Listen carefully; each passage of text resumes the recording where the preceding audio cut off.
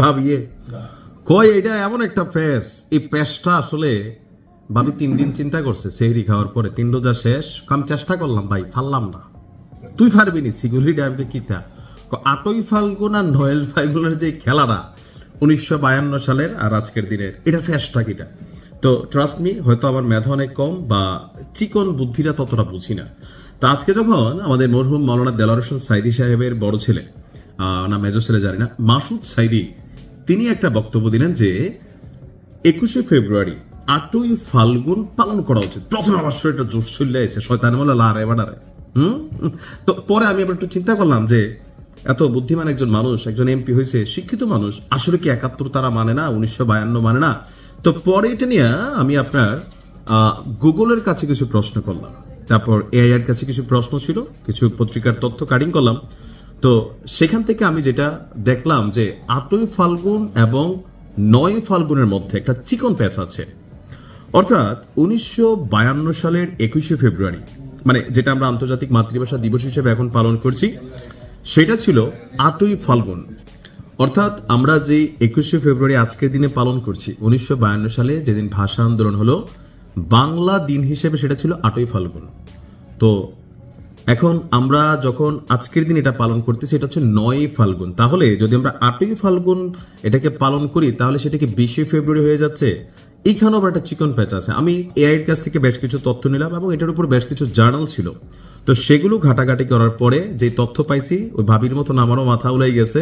But আপনাদের মধ্যে অনেক বিচক্ষণ আছে, ফেসবুক বিশ্লেষক, তার উপরে হচ্ছে কি বলা হয় যে ধরেন আরো বড় বড় মহারথী জ্ঞানী, তো একটু প্যাচটা ভেঙে দিয়েন। আচ্ছা, আমি যতটুকু তথ্য পাইলাম, 1952 সালের 21শে ফেব্রুয়ারি অর্থাৎ 8ই ফাল্গুন 1358 বঙ্গাব্দ বাংলা ভাষার জন্য আত্মত্যাগকারী শহীদদের স্মরণে আন্তর্জাতিক মাতৃভাষা দিবস হিসেবে পালিত হয়। প্যাচটা লাগছে 1999 সালে। ইউনেস্কো 1999 সালের 17ই নভেম্বর দিনটিকে আন্তর্জাতিক মাতৃভাষা দিবসের স্বীকৃতি দেয়, যা প্রতি বছর 21শে ফেব্রুয়ারি বিশ্বব্যাপী পালিত হয়। আর এটি মাতৃভাষার প্রতি সম্মান এবং ভাষাগত বৈচিত্র্য রক্ষার অঙ্গীকারের দিন। তো প্রশ্ন হচ্ছে যে মাসুদ সাইদি আসলে এখন এই বিষয়টা নিয়ে নাড়া দেওয়াতে সমস্যাটা কোথায় হয়েছে? আজকে ফেসবুকে দেখেন সারাদিন ইনকিলাব জিন্দাবাদ, এটা নিয়ে কিন্তু একটা মানে হুলস্থুল কাণ্ড চলছে। কেউ কেউ মনে করছেন যে আজকে আন্তর্জাতিক মাতৃভাষা দিবস বা বাংলা আমাদের যে ভাষা দিবস, এই দিবসে ইনকিলাব জিন্দাবাদ এটা তো পাকিস্তানি ওয়ার্ড, এইটা ভাই বলা যাবে না। আবার একদল মনে করছেন না, ভাষার স্বাধীনতা আছে, রক্ত দিয়া মানে ভাষা নিছি ভাই, তো আমার মন যা চায় তাই বলবো। আবার এই দিনেই মাসুদ সাইদি সাহেব তিনি যখন গুতা মারলেন যে 8ই ফাল্গুন পালন করা উচিত, আমার কাছে মনে হয় কি মাঝে মাঝে থাকে না যে কোনো কাজ কাম নাই, একটা বিতর্ক ক্রিয়েট করা, এটা আমরা যারা কন্টেন্ট ক্রিয়েটার আমরা হয়তো করতে পারি।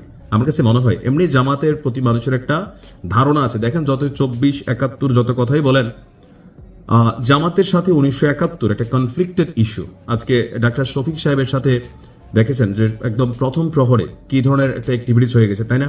তো সেইখানে আইসা যে মাসুদ সাইদি সাহেব যখন 8ই ফাল্গুন আর 9ই ফাল্গুনের একটা মানে চিকন প্যাচ লাগানোর জন্য তিনি কথাটা বলছেন, আমার কাছে এটা মানে প্যাচই মনে হয়েছে যে অহেতুক একটা বিতর্ক তৈরি করা।